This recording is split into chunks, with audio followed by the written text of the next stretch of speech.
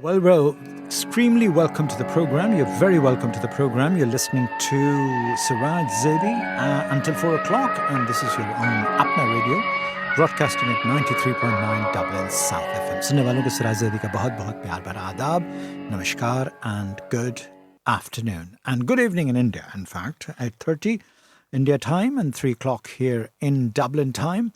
So everybody is welcome to stay until I end the program in an hour's time. So there's going to be good news, and there's going to be good entertainment, music, and all the rest of it.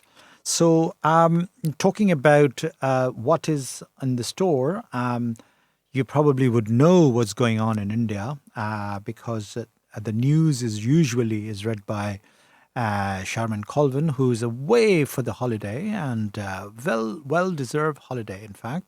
So news is something very big news, in fact, and the big news is that, and I'm going to talk about that. Everybody's talking about it because India stands still in terms of the crisis that has been taking place in India about various issues. So I'm going to talk about it, various things, before I'll play the main crucial item, which is the only item at the moment. But let me give you the breakdown of the actual state of affair, what's going on in India, in political hemisphere, in fact.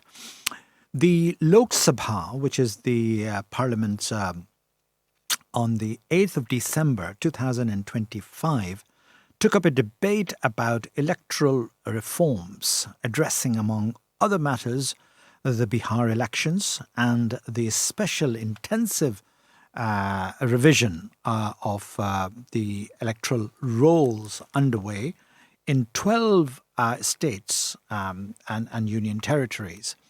The Rajya Sabha, which is the part of the parliament, meanwhile, engaged in a discussion about Vande Mataram, and I'll talk about that as well. Rajya Sabha is the parliament, the House of Parliament as we call it. In the Lok Sabha, so there are two houses, upper house and the lower house, just like we have here in Dolaran and Sharad. So upper house and the lower house. In the Lok Sabha, which is the upper house, if the opposition questioned the veracity of election, the integrity of the electoral process, and the work pressure caused by the SIR exercise, the Treasury branches indicated that the discussions was coloured by the multiple electoral defeat faced by their opponents. Now, the leader of opposition, Rahul Gandhi, who is the main, Congress party leader at the moment, asserted that there was no greater anti-national act that vote chori than vote chori. No anti-national act than vote chori. Chori means theft. He said that several institutions had been captured by the BJP and the RSS, and that the Election Commission was on one of them. The ECI, Election Commission of India, is colluding with those in power to shape the election, he said. Replying to Mr. Gandhi, BJP MP, 𝐀𝐩𝐧𝐚 𝐑𝐝 expressed pride in belonging to RSS. He further charged the Congress with the compromising on ethics to appease Muslim voters. Now, this word appease, I don't know where does it come from, but it is widely expressed by the BJP member. The appeasement of Muslims must be stopped. To appeasement, what is appeasement? Why? Nobody is appeasing nobody. But this word has been invented within the BJP. And I've heard this several times on several places. By appeasement, unko कहना भी नहीं आता. They can't even pronounce this properly. And appease Muslim voters. Union Law Minister Arjun Ram Meghwal stresses that the RSS process had taken place before, just not in recent times. We have stuck to the principles of one man, one vote, one value. He stated that. Meanwhile, in the Rajya Sabha, members debated the legacy of Vande Mataram. Union Home Minister Amit Shah opened the debate with the charges that the division of the national song and the politics of appeasement of the Congress led to the partition of India. Now, two things are not related. It's completely nonsense the way they are talking about these kind of things. He also countered the claim that this discussion was taking place, and people are really sending me the request, which I'll play later on in the program.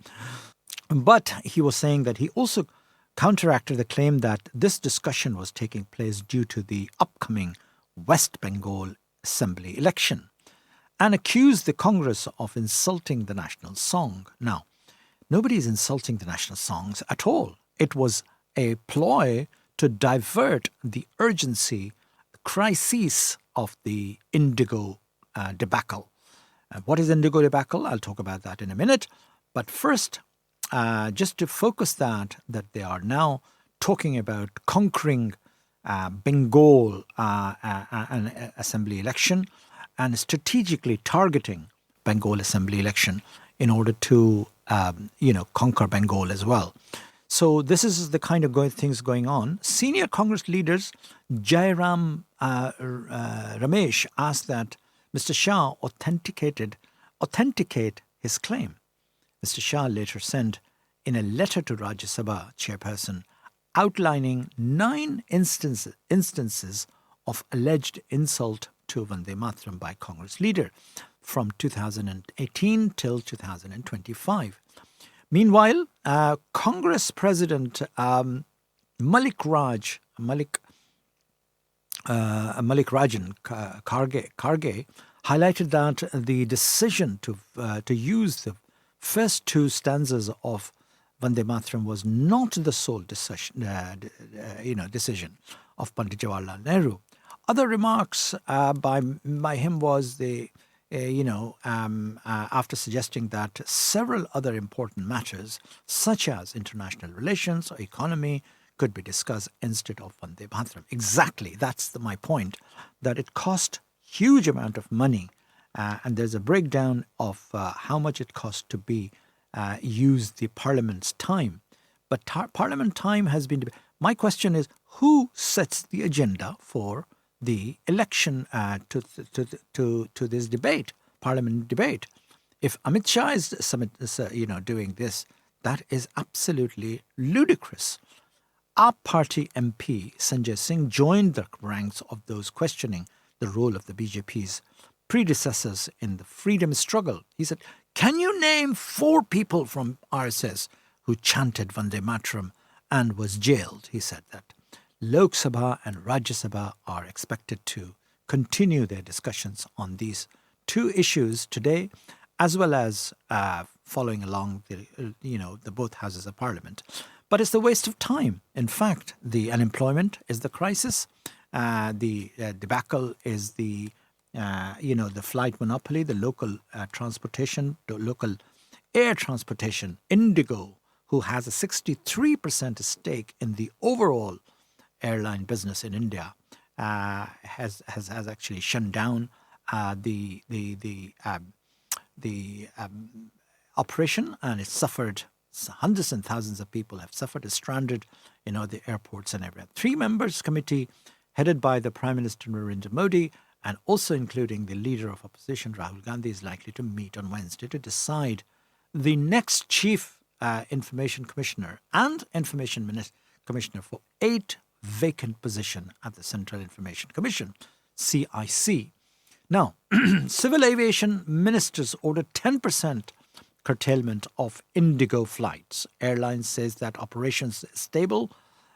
Civil aviation ministers Ram Mohan Naidu has asked for 10% cut in planning Indigo flights to help restore order at the India's biggest airlines, which cancelled thousands of flights I was telling you about, nationwide after failing to plan for tighter safety regulations.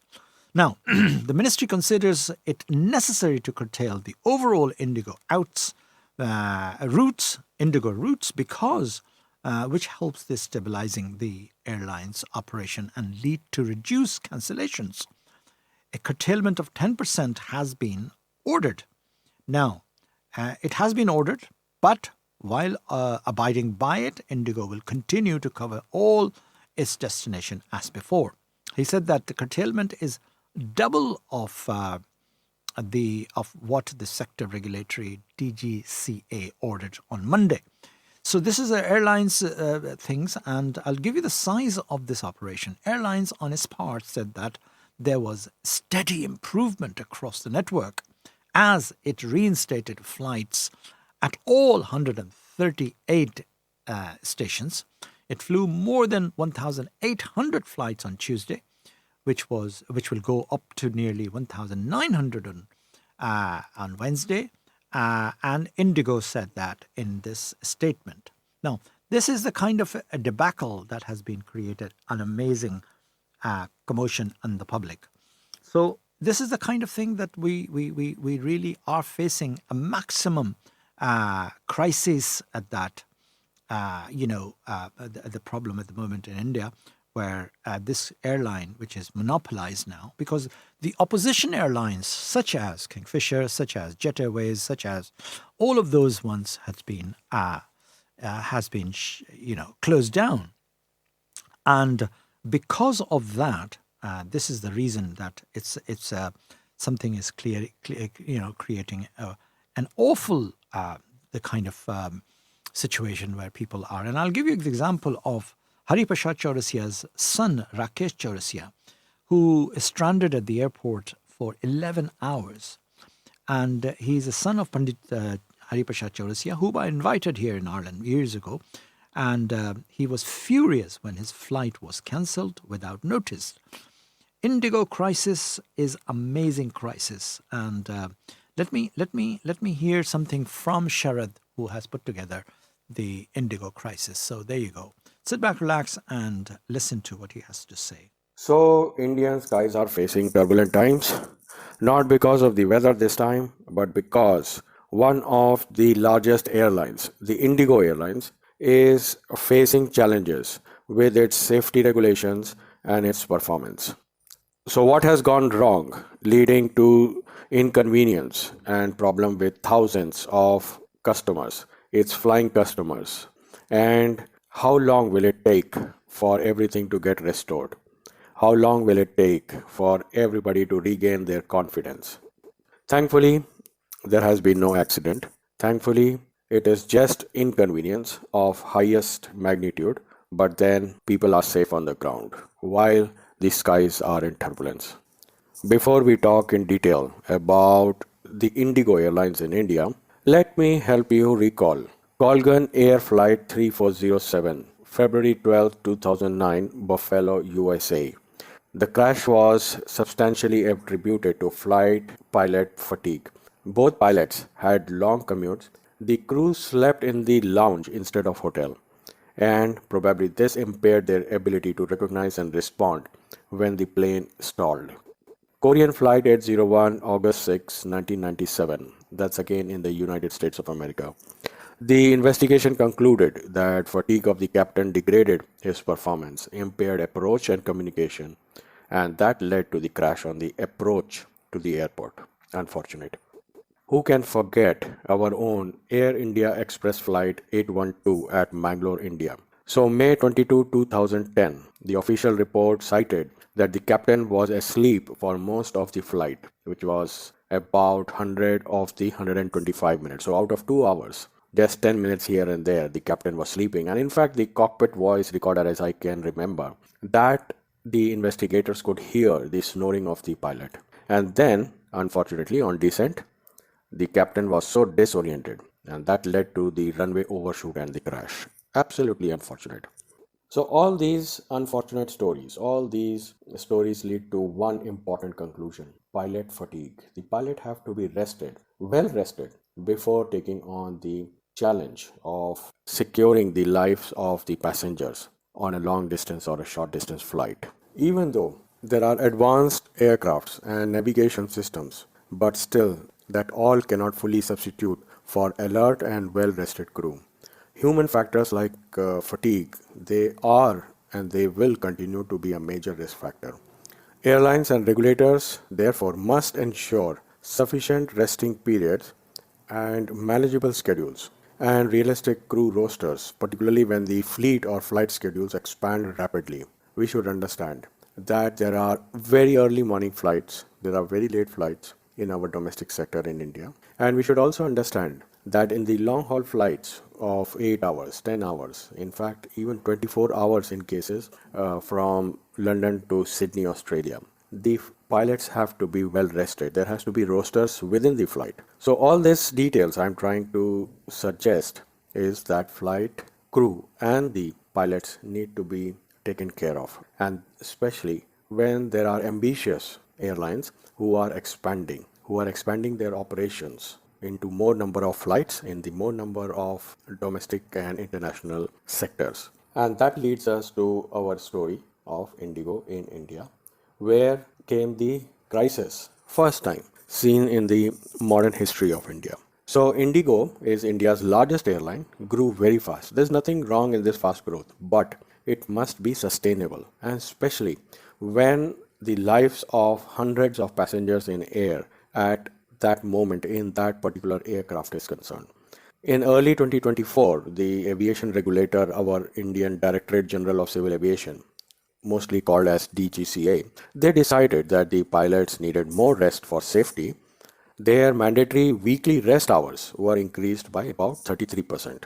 So this meant that every airline needs more pilots if they wanted to continue flying the same number of flights. Now, DGCA announced these rules way back in January of 2024, that's like 2 years ago. Because the airlines were not ready, the DGCA postponed these rules first to July 2025 this year, and then to November 2025 again, saying that you must comply. Ideally, in the first place, this is too much of leniency. As a passenger, I would say that DGCA has given to the airlines. If the pilots are not rested, it's always a risk. But then this is how India works, this is how growing India works, but not growing by the policy of the government, but by naturally the ambitions of the people. And this is the gap which we can find out very clearly as to how the government and the regulators are functioning in reality. So Indigo did what it did, but Air India, which controls about 35 to 40% of the market share, they adjusted more smoothly because it had grounded aircraft and had therefore more pilots available. They were driven, I would say, more by ethics of safety, sacrificing their flying hours, sacrificing their profit in a particular way, compared to Indigo, who increased their daily flights from 2,000 to 2,200 in just 1 year. So Indigo looked at it as an opportunity that Air India is grounding its aircraft, having lesser number of flights, so why not increase the market share? And that's how the increase in number of flights came into Indigo. Now they have to adjust the number of flights with number of pilots, and they have to hire pilots as a consequence. But then hiring pilots is not like hiring normal staff. Pilots cannot be easily poached from the other airlines. That means they cannot get them from Air India or from abroad, any airlines. They have a long notice period. And of course, training and certification takes months for a pilot to be ready for a particular airline. So even hiring foreign pilots, they take long time, obviously. And therefore, Indigo simply did not have enough pilots to operate its expanding business schedule. And this is a problem. This is a grave problem. This got highlighted because the lenient DGCA, the regulator, airline regulator of India, was unable to implement harshly. I would say they should have done it harshly with the airlines in India. So Indigo should have known early that the pilot shortage could get worse as the new rules are coming closer and closer by November of 2025. Things were continuing as they were, and instead of slowing down and preparing, Indigo seemed really confident that it could convince the regulators to delay the rules again. And for almost 2 years, it appears that the airline ignored the warning signs. See, that is the problem when the skies of India are monopolized by one airline. So when the rule kicked in, the flights finally cancelled at a large scale, and it was the passengers who were suffering. There were long delays, unexpected cancellations, and absolutely high inconvenience. And this raises a question: why did the regulators allow Indigo to keep adding flights despite allowing the pilot shortage, despite knowing the pilot shortage was coming? It's a simple Excel sheet, it's a simple back of the envelope calculation how many pilots we need.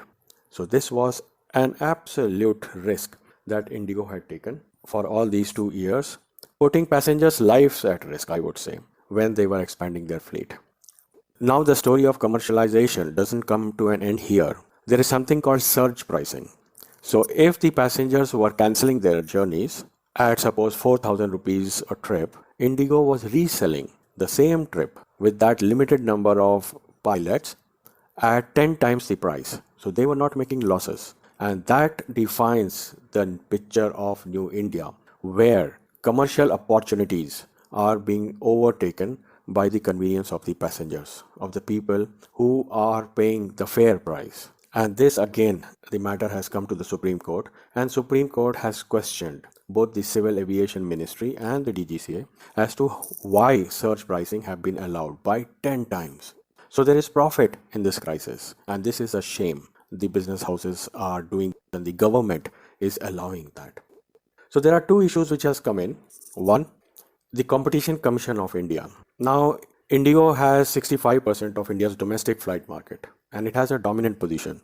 Therefore, the Competition Commission of India should have checked whether Indigo was abusing its position by adding flights that it could not properly service safely, I would say. How Indigo was preparing for the flight shortages, the Competition Commission of India should have seen that. And how the consumers are going to get harmed. Their daily lives would be severely disrupted if there were cancellations. So if the Competition Commission of India had reacted earlier, proactively, passengers might not have suffered so much. The chaos in the Indian skies would not have happened. The second culprit, politely, is the DGCA, the Directorate General of Civil Aviation. Now, they are supposed to ensure safety and proper functioning of all the airlines. But then, the problem is structural with DGCA.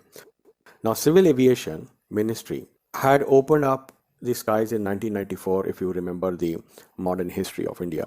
But then, the DGCA remained just an attached office to the Civil Aviation Ministry. Now, that has brought in politics and favoritism to the entire civil aviation of India. Although it was given legal regulatory powers in 2020, which is like really late, like 1995 when the skies were opened, it took nearly 20 years to give legal regulatory powers to DGCA. And then with powers comes enforcement, but then half of the posts in DGCA are vacant. So it is a department which is functioning and reporting to the ministry. It's not independent. It's not a regulator with force, and it has fewer number of people. So it's a weak structure that is governing the Indian skies. So what must India do now? First and foremost, Indigo was irresponsible in expanding flights despite a clear pilot shortage, and the regulators failed to monitor such a problem, such a leak, such a damage in the skies, and therefore both needs to be held responsible. India therefore needs a fully independent, empowered DGCA, and regulators must have enough staff and authority away from the politics of the government and the party ruling, the authority to anticipate problems and act early. They should be more accountable. You are today seeing the Civil Aviation Minister talking of severe action, and DGCA has no clear statements to make. Now, this is wrong structurally for the passengers of India, and government and parliament must therefore focus on making the right policy and just not reacting publicly after the crisis, because at the crisis the statements are political. They are to get benefit out of the situation. It's an opportunist politics, and we must avoid that. So the implications and the lessons are very clear. It is the right time with inconvenience to the passengers to learn the lessons. if this indigo crisis is not the wake-up call, when will the Indian skies open up safely to the passengers of India? We have recently witnessed one of the most painful aircraft crashes in AI-171. With those concerns, with those fears, with those lessons, I leave you until next week. Stay safe, stay informed, dutifully ask questions. Bye for now. Dublin South FM. You wouldn't buy a car without knowing its history. So why would you buy a story without knowing who's telling it? Come here and I tell you. It's not always easy to verify what you see, read, or hear. But now there's help. Visit www.bemediasmart.ie. Stop, think, check. Be Media Smart. Brought to you by Media Literacy Ireland, supported by RTE. 93.9 Dublin South FM. Yes, it is Dublin South FM, and welcome back to the programme. And indeed, this is the issue of the Indigo flights and Indigo debacle that I was talking to you about, that how Sharad has given us a detailed account of what has gone wrong, and because of the regulations and regulatory bodies are enforcing it. So about this particular case, I was talking to you about flutist Rakesh Chaurasia, who is the son of Hari Prasad Chaurasia, whom I've invited here in Dublin years and years ago. He was stranded at the airport for 11 hours, and he was furious when his flight was cancelled without notice, obviously going somewhere to perform.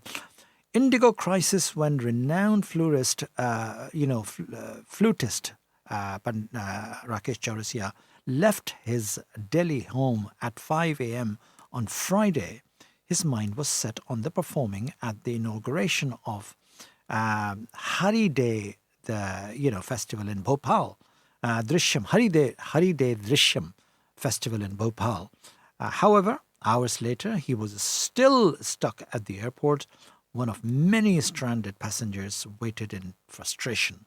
No flight was available for even 58,000 rupees.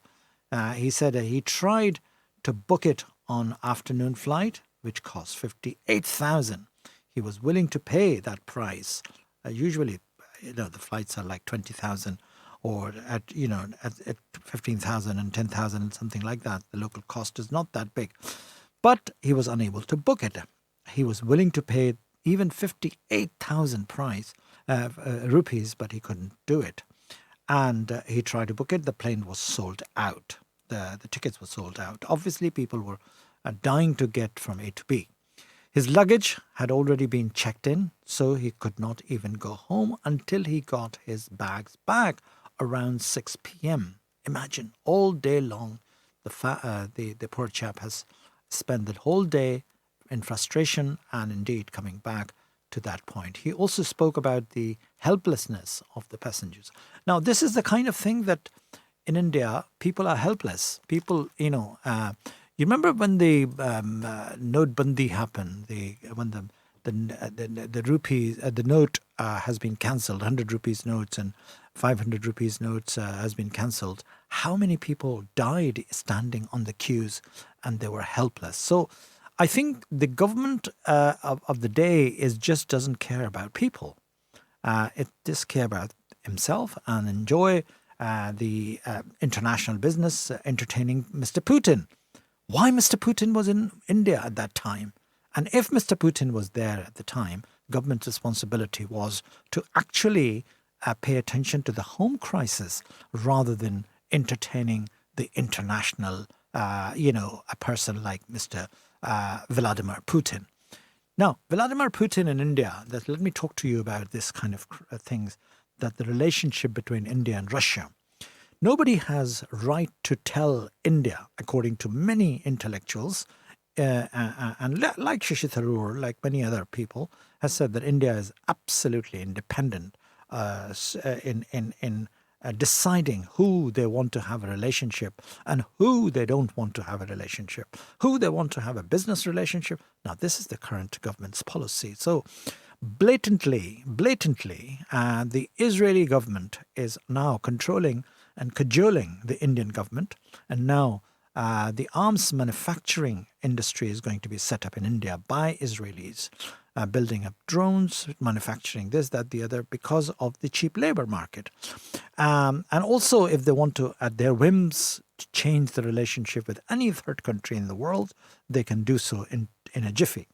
Nobody there, they don't have to answer anybody. They don't have to be sensitive to the local people. Forget about the local people. The Janta, the local people are just, they don't matter at all. But this is the kind of operation that has become the norm of the day and the course and the history, current history of India will be when it'll be written with the blood, stains all over this place.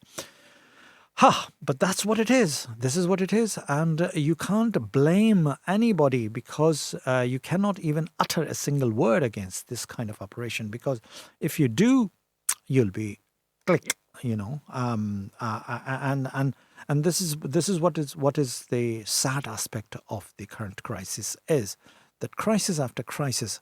Now, the other crisis which is happening in a big way is demolishing the shops, houses in the poor area of Uttar Pradesh and in many parts of India, what they call it a bulldozer policy. Now, bulldozer policy is rampaging on, raging and ramping on many streets of India in the name of illegal construction. Now, illegal construction is what? If it is illegal, challenge it in court, but don't take the livelihood of the poor person who has put all his life saving. He said that my entire life saving is gone.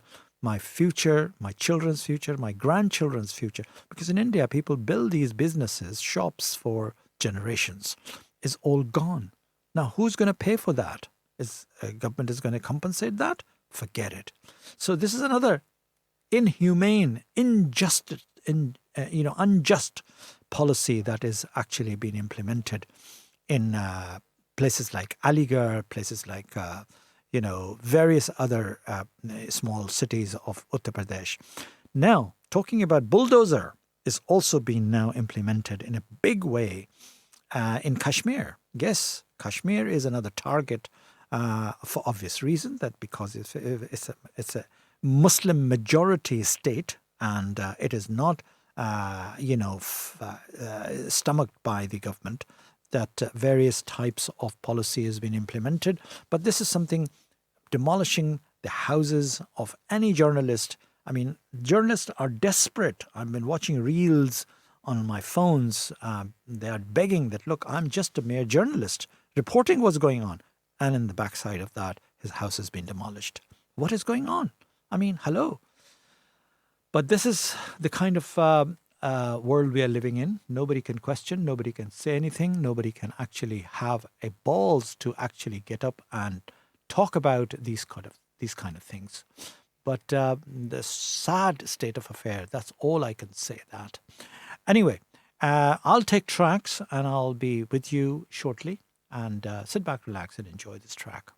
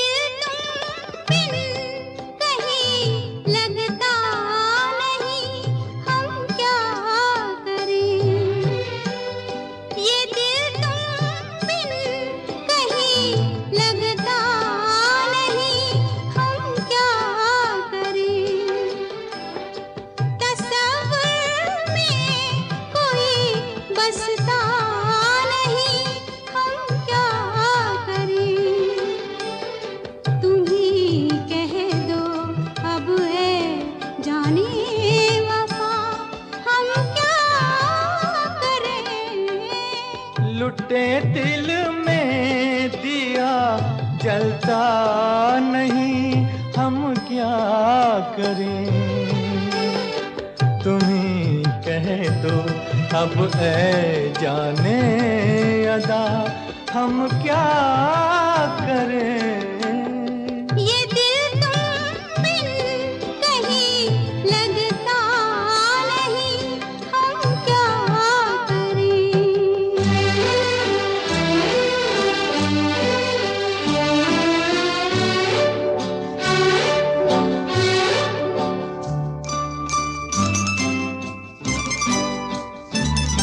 किसी के दिल में बस के दिल को तड़पाना नहीं अच्छा, किसी के दिल में बस के दिल को तड़पाना नहीं अच्छा, निगाहों को झलक दे दे के छुप जाना नहीं अच्छा, उम्मीदों के खिले गुलशन को झुलसाना नहीं अच्छा, हमें तुम बिन कोई जचता नहीं, हम क्या करें। तुम ही कह दो अब ऐ जाने वफा हम क्या करें।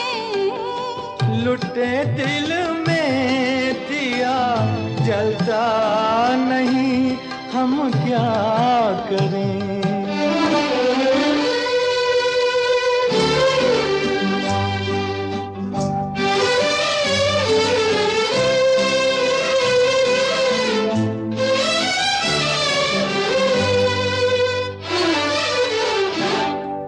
मोहब्बत कर तो ले लेकिन मोहब्बत रास आए भी, मोहब्बत कर तो ले लेकिन मोहब्बत रास आए भी, दिलों को बोझ लगते हैं कभी जुल्फों के साए भी, हजारों गम है इस दुनिया में अपने भी पराए भी, मोहब्बत ही का गम तन्हा नहीं, हम क्या करें। तुम्ही कह दो अब ऐ जाने अदा हम क्या करें। ये दिल तुम बिन कहीं लगता नहीं, हम क्या करें।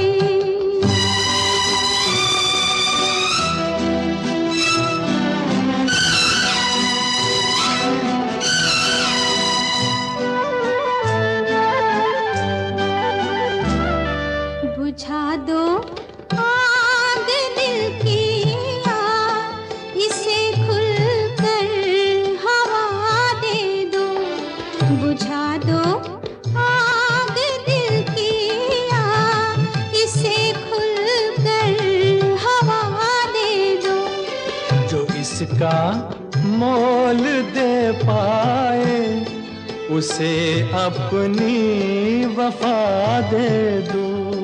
तुम्हारे दिल में क्या है बस हमें इतना बता दे दो, कि अब तन्हा सफर कटता नहीं, हम क्या करें।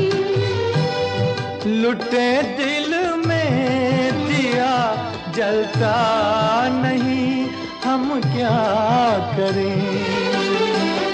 ये दिल तुम बिन कहीं लगता नहीं, हम क्या करें।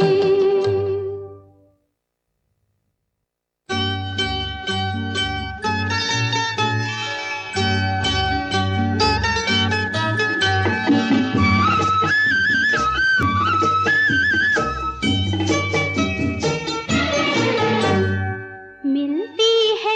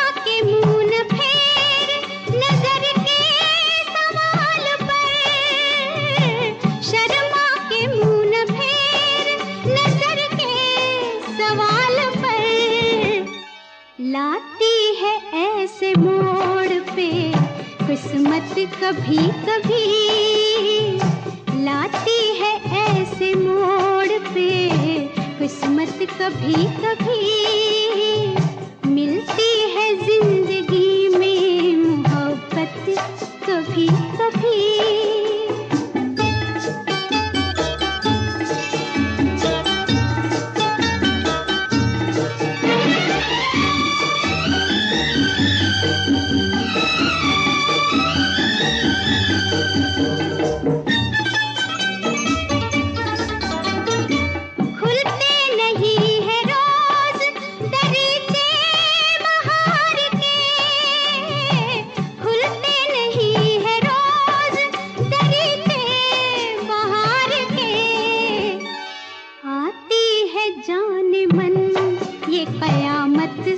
कभी कभी आती है जान मन ये कयामत, कभी कभी मिलती है जिंदगी में मोहब्बत कभी कभी।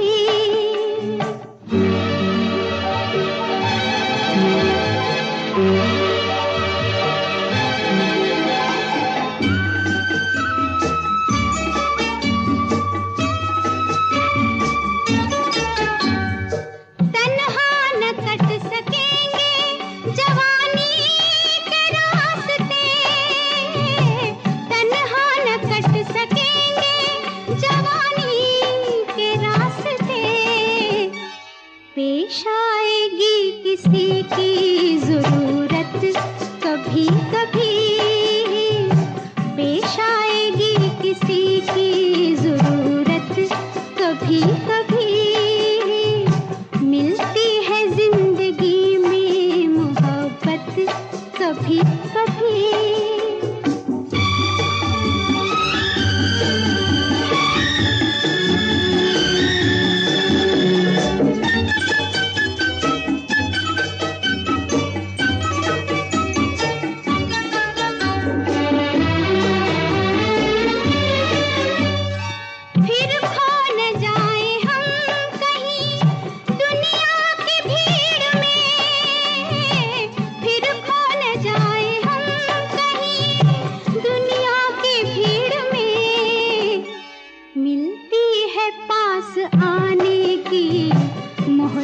कभी कभी मिलती है पास आने की मोहलत, कभी कभी होती है दिलबरों की नायत, कभी कभी मिलती है जिंदगी में मोहब्बत कभी कभी।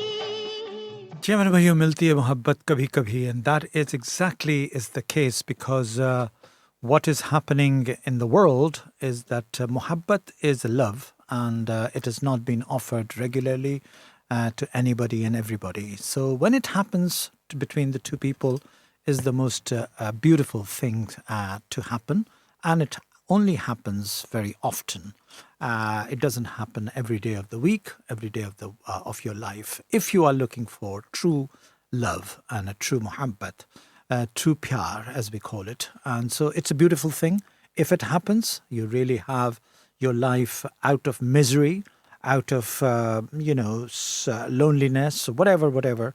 If you're looking for somebody and if you need the company of the other person and all that. And those who have it are the luckiest people in the world. So that is not something happens every day, as I said, of the week or very often it happens.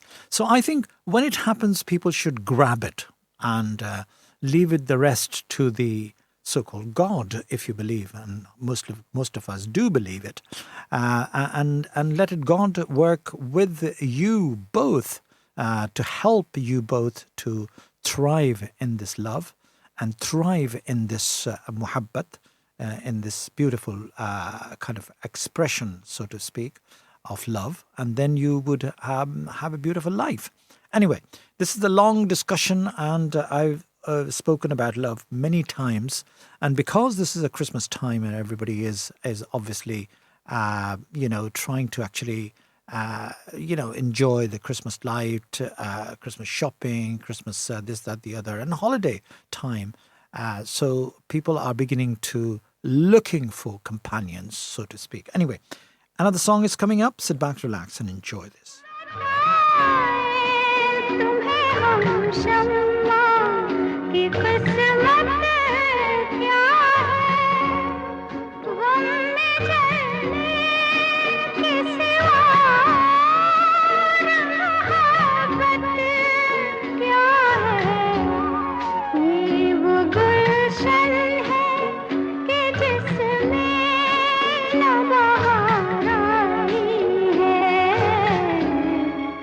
फिर कोई चोट मोहब्बत की उभर आई, दिल ने फिर याद किया।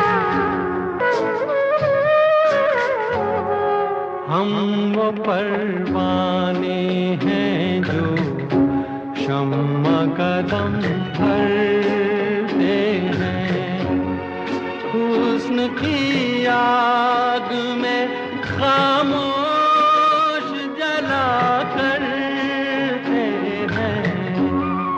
आह भी निकले तो ये प्यार की रुसवाई है, फिर कोई चोट मोहब्बत की उभर आई है, दिल ने फिर याद किया।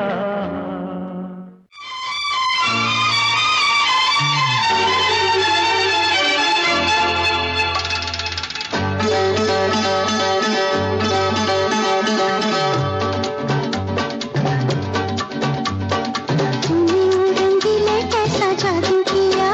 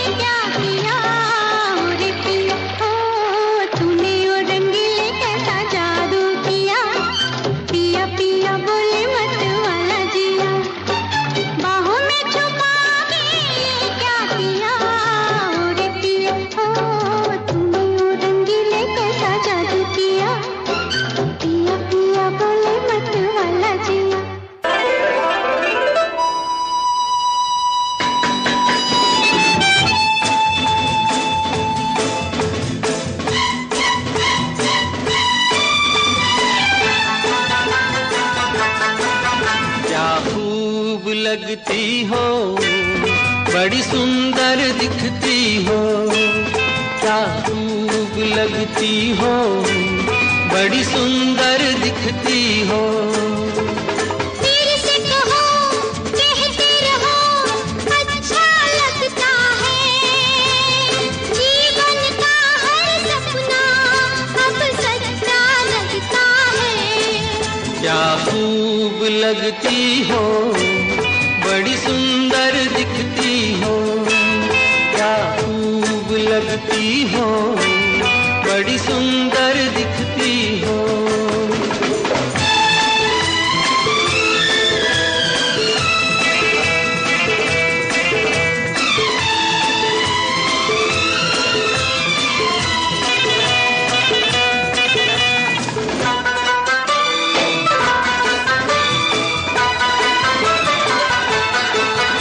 तारीफ करोगे कब तक, बोलो कब तक, मेरे सीने में सांस रहेगी जब तक।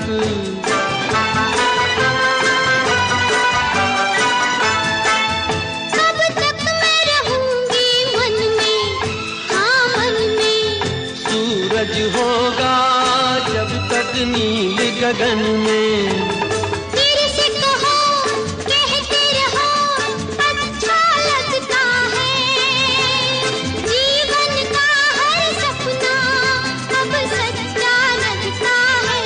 ओ क्या खूब लगती हो, बड़ी सुंदर दिखती हो, तुम प्यार से प्यारी हो, तुम जान हमारी हो।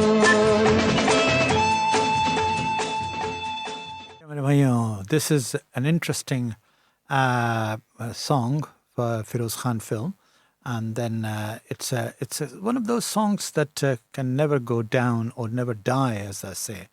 But we have a lot of interesting Bollywood songs that I try to actually bring it to your attention every week. But this is something, we are still in the mood and in the phase of giving tribute to Mr. Dharmender.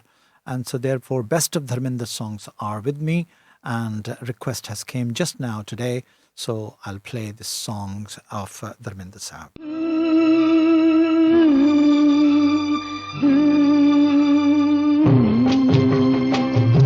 ओ आज मौसम बड़ा बेईमान है, बड़ा बेईमान है आज मौसम। ओ आज मौसम बड़ा बेईमान है, बड़ा बेईमान है आज मौसम। आने वाला कोई तूफान है, कोई तूफान है आज मौसम। हो आज मौसम बड़ा बेईमान है, बड़ा बेईमान है आज मौसम।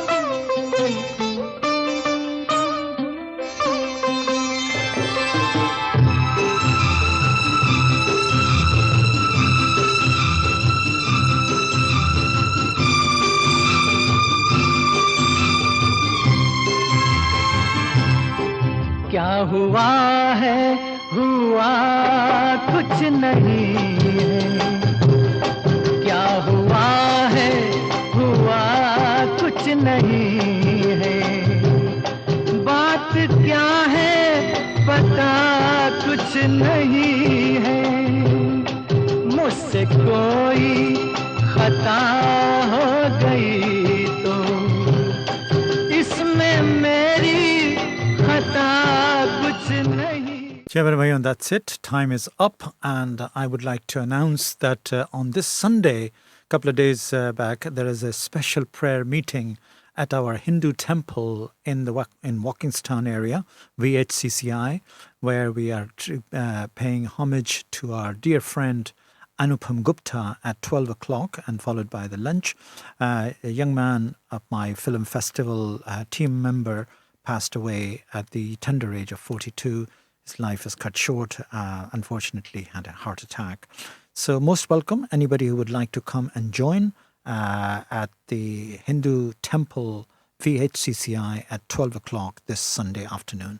That's all, folks. Thank you very much for listening, and I will be happy to see you next week.